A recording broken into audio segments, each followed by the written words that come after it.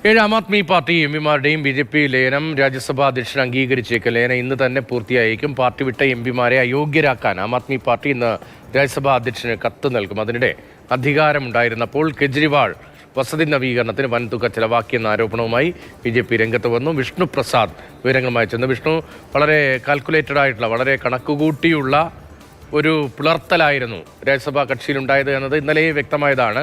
ഇപ്പോൾ ഈ കൂറുമാറ്റ പ്രശ്നമൊന്നും നിലനിൽക്കില്ല എന്ന് തോന്നുന്നു, അല്ലേ? സ്വാഭാവികമായും അവരെ അംഗീകരിക്കും. കൂറുമാറ്റ നിയമത്തിന്റെ പരിധി ഏതുവരെ എത്തുമെന്നത് അറിയാനുള്ള ഒരു വലിയ നിയമ പോരാട്ടത്തിനുള്ള തുടക്കം കുറിക്കലാണ് സത്യം പറഞ്ഞാൽ ഈ പാർട്ടി വിട്ടുകൊണ്ട് MP-മാർ ഇപ്പോൾ BJP-യിൽ ചേർന്ന നടപടി സൃഷ്ടിച്ചിട്ടുള്ളത്. നമുക്കറിയാവുന്ന പോലെ സുപ്രധാനമായി ഈ കൂറുമാറ്റവുമായി ബന്ധപ്പെട്ടുകൊണ്ട് 2 കേസുകളാണ് നമുക്ക് മുൻപിലുള്ളത്. അതിലൊന്ന് ഗോവയിൽ നിന്നും മറ്റൊന്ന് ശിവസേനയുമായി ബന്ധപ്പെട്ട് മഹാരാഷ്ട്രയിൽ നിന്നുമാണ്. ഇതിൽ പാർട്ടി ആരുടേത് എന്ന അവകാശവാദമാണ് ഉന്നയിക്കപ്പെടുന്നത് എങ്കിൽ ശിവസേന കേസായിരിക്കും അതിന് ആധാരമായി എടുക്കുക.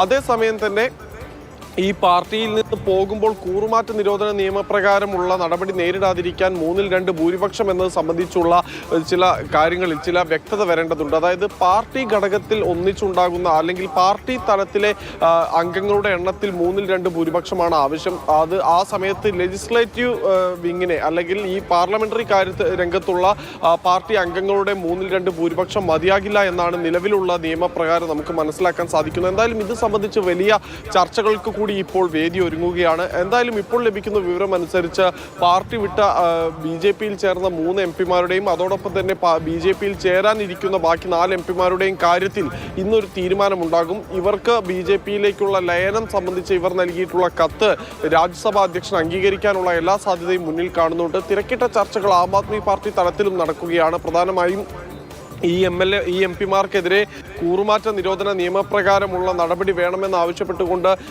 ആം ആദ്മി പാർട്ടി രാജ്യസഭാ അധ്യക്ഷന് കത്ത് നൽകിയിട്ടുണ്ട്. പക്ഷേ